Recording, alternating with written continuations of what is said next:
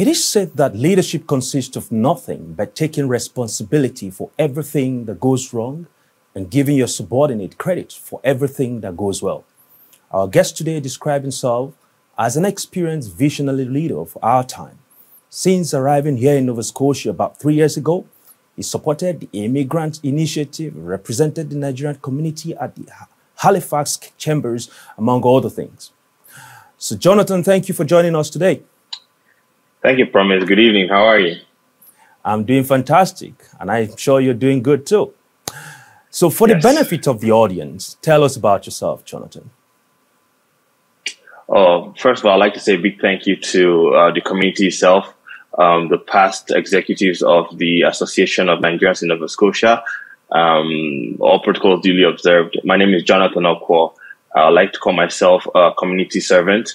I've helped to foster a system of sustainable development here in Nova Scotia, even though you might not have heard my name before, but I've been working with the government and as well as other sister organizations and other volunteering opportunities to make sure our Nigerian dream is being realized here in Nova Scotia. This goes a whole long way to also fostering support as it concerns economic growth to our community, as well as a system of continuous sustainability in how we're able to achieve what we need to achieve here as it concerns posterity, sustainability, and prosperity for us here in Nova Scotia. Awesome. So clearly there's some energy in the room. We've seen that everywhere, your posters and everything. So that energy and the enthusiasm, anyway, if you don't mind, going into the elections, anyway, shows deep interest on our part from what we see from here. So how prepared exactly are you? Do you consider yourself the favorite to win the 2022 ANNS elections come much later in the month? You know, Promise, one of the things I'm very excited about is that this position was being able to come and represent the community was not something that I was knowledgeable of. When I got the call that I was nominated, I was like, for what reason? And then I heard from the folks and the other members of the community who nominated me that it was because of the track record of diligence that I've shown in all my areas of expertise as it concerned helping and supporting and representing the association and our country, Nigeria, proudly here in Nova Scotia, as well as being also a part of the association and its executives, or these outgoing executives. I've shown myself diligent and able to carry upon the burden of this association and moving us to the next level of our understanding and, yes. Absolutely. Now, to business seriously, you stated in your manifesto, Jonathan, that if elected, you will tackle existing challenges within the association. So what are these challenges you are referring to? And what steps exactly are you going to put in place to address them? Yes. Before, like any reasonable leader should do, the first thing I did immediately I was nominated was to make sure the community was part of the narrative, was part of the process of change being brought into the association and to the whole community as a whole. So the first thing I did was to reach out to the community and ask them a question. What would you like to do? Well, what would you like to see? What change would you like to see happen within our community? And amongst a whole lot of other things, the most prevalent situation was to address all existing challenges that face the association. And one of these was the bylaw, and other things were the passport interventions, what were like the transparency of the association. And one of the things I did was to address this immediately in my first manifesto, to address all these issues because of this is what was dividing us as a community. So the first thing my manifesto is to bring us back as one family, as one community. And how I intend to do that is to, first of all, address the matters as it concerns our bylaw. The bylaw states that we are able to either repeal or amend it. So we are going to call our community together in a meeting, and we're going to address these issues in particular. As it concerns transparency, I made sure that all my points are being seen.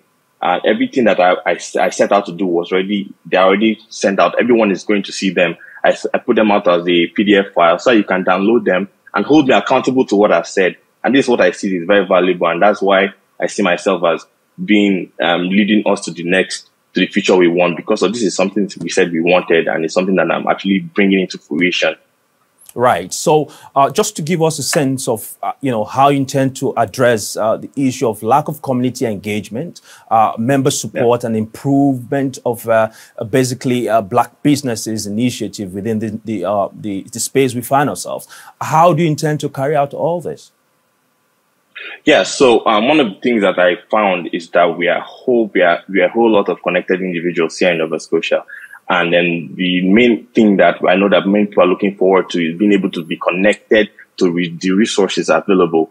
So what I'm going to do, as well as with my team of other executive members, helping the communities to connect us from the point of want to the point of where we can get what we need as it concerns information and resources. For example, the Black Business Initiatives. There are a whole lot of organizations out there that support not just Black matters, but as international matters as well. We know schools and also other institutions that help their members and help their students and other professionals to get the best of what they need here in Nova Scotia. And then what we're doing is that we have identified all these things. We have identified the resources, and then we are going to be connecting our people from wherever they are to where they need to be.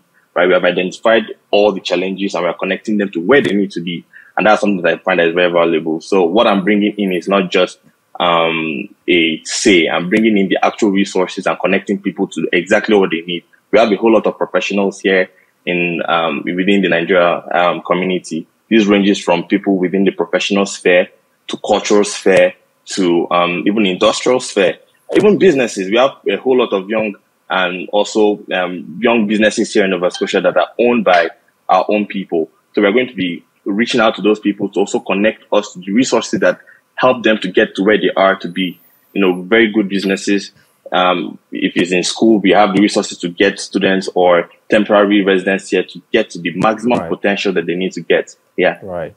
Sounds good. And so, as you may also have known that the outgoing leadership has done remarkably well in membership welfare, regarding regardless of tribes, regardless of culture, beliefs, and so on. So how do you intend to leverage on that foundation and do even better than what they did?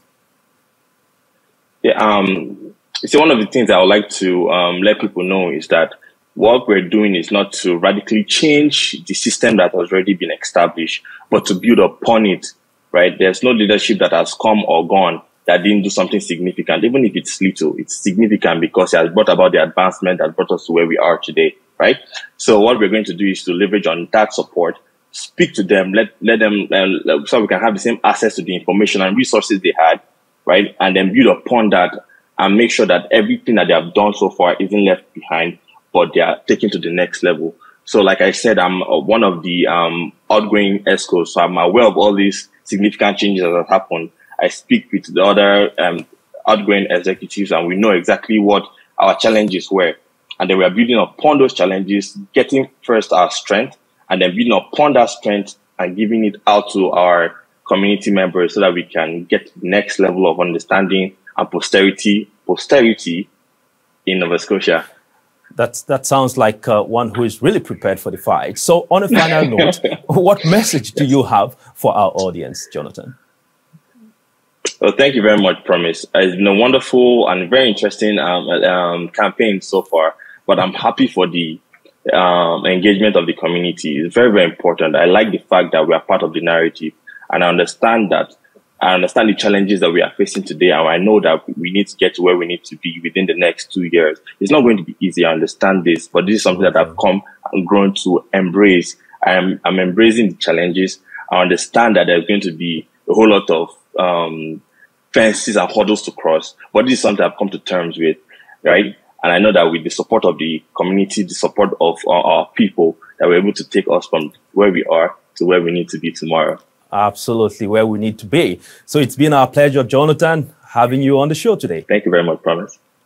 No worries. So this Sunday, February 13th, Jonathan will be on a live debate with other vice presidents and presidential candidates of the 2022 ANNS election. So it will be live streamed beginning at 4 p.m. And if you're a business owner who would like to take advantage of this opportunity to showcase your product and services. For sponsorship detail, please call TalkBuy on 902-441-7293 or call Ismail on 902-440-8821. For any other inquiries, simply send us emails to communityupdateNS@gmail.com. My name is Promise Okwo, and I'll be back with more updates.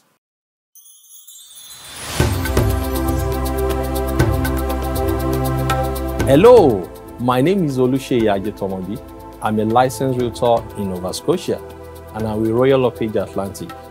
And I'm a proud member of the community of Nigerians living in Nova Scotia. The greatness of a community is measured by the actions of its members. That is why I'm supporting the ANNS 2022 debate as one of the sponsors of this historic event. Because alone, we can do so little, but together, we can do so much. Thank you.